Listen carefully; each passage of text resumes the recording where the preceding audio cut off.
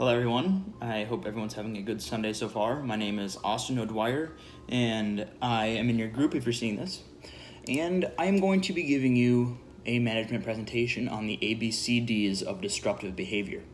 So a couple things before I start, just as a little bit of background, the ABCDs of disruptive behavior, obviously an acronym that describes behavior A, B, C, and D. This is something that was researched and proposed by Dr. Spencer Kagan. And as we go through, I'm going to kind of just break each one of those down, and hopefully by the end you'll be able to not only identify these types of disruptive behaviors in your classrooms, but also remedy them, because nothing is worse for classroom progression than having to deal with student behavior, and this is before you're even getting to your own curriculum, which is more difficult enough without having to deal with the students. So if you are able to, you can follow along with me on my Prezi presentation, which will be, I believe, attached to all of my material here. So we're going to walk through the Prezi. I'm just going to kind of give you some background and some insight into each of these. And at the end, I'm going to just give you a little questionnaire to fill out to let me know how I did on the lesson. Okay, starting off, of course, with letter A in the ABCDs of disruptive behavior. This behavior is aggression. Now, this is probably, for the most part, going to be the easiest to identify out of all the ABCDs of the disruptive behavior. Aggression is something that everyone's aware with and probably experienced if you're teaching in the classroom. So there's three types of aggression.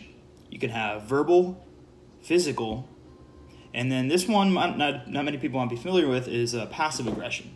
And I'm sure everyone's acquainted at least with the term passive aggressiveness, but this is a form of aggression in the classroom.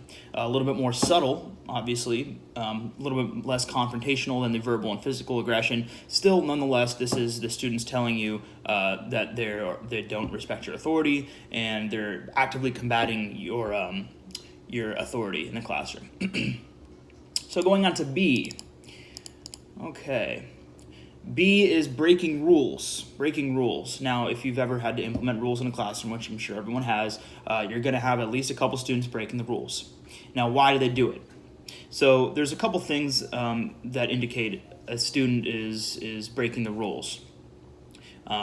It could just be blatant rule breaking, or it could be playing ignorant, feigning ignorance. That's another big one. Usually the rules are clear enough as to where no one's going to be ignorant of them.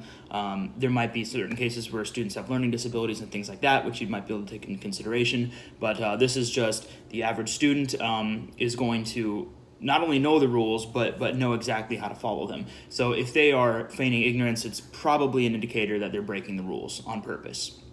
So why do they do it? Three main reasons: fear of failure, too much energy, and they want to be in control of the classroom. Okay, they can kind of overlap one another.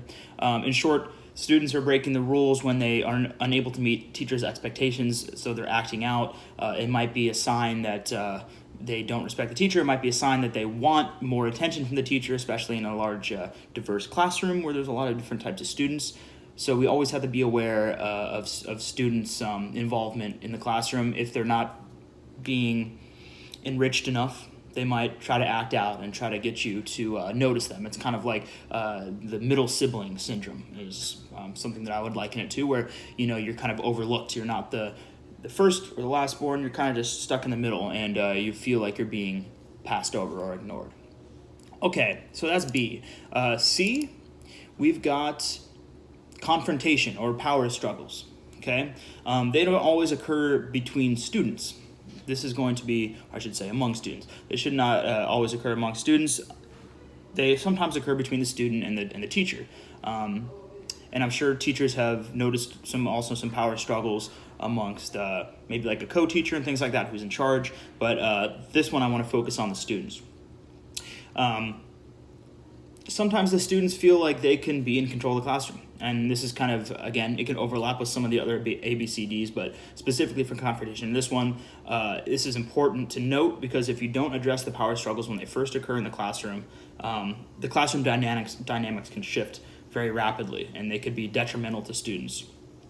The teacher's got to be in charge, whether that's through being a proctor or being, like the head of the classroom or whatever it may be. You got to have some sort of power.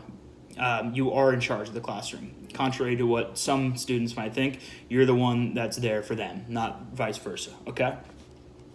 And D, the last one, we've got disengagement.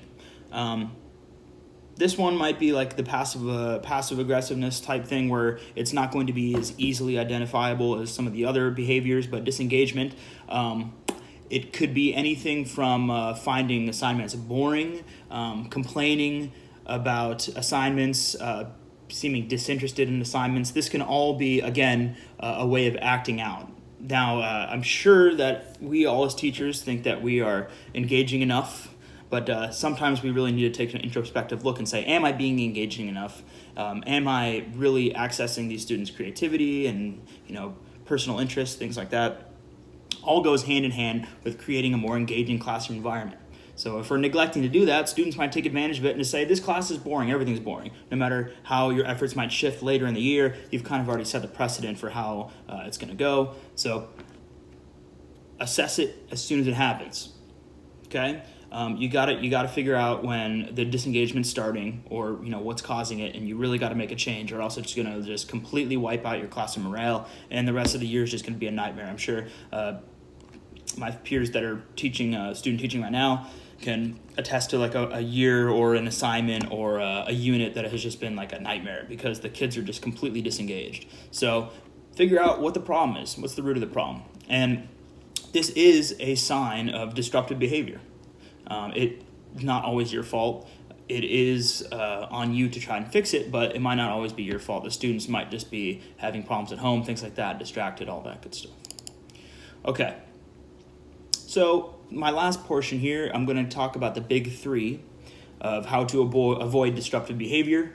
There's just kind of three baseline things you can do to avoid the ABCDs of disruptive behavior. Number one being cooperative activities. Get the students involved with one another as well as the teacher.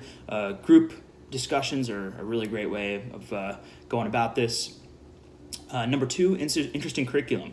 Sounds pretty self-explanatory, but a lot of times teachers don't really have a choice as to the curriculum, especially in Hillsborough County here where we have things like Springboard.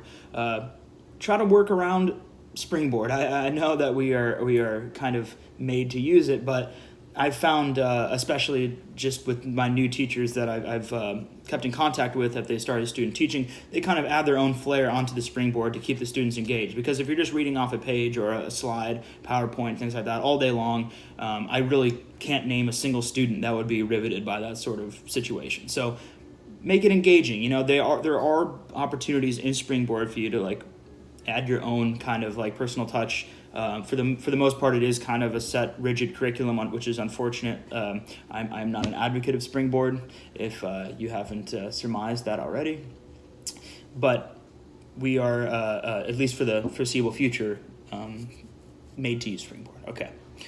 So number three, be a stimulating instructor. I mean, those kind of go hand in hand. Honestly, be a stimulating instructor. If you bring that energy to the classroom, the students are going to respond. So whatever it takes for you to be that stimulating instructor is really how you got to go about teaching the class. It's pivotal to make your kids feel that you want to be there. And I guess another no-brainer in that sense. Okay, so that is pretty much it. I don't want this video to go too long.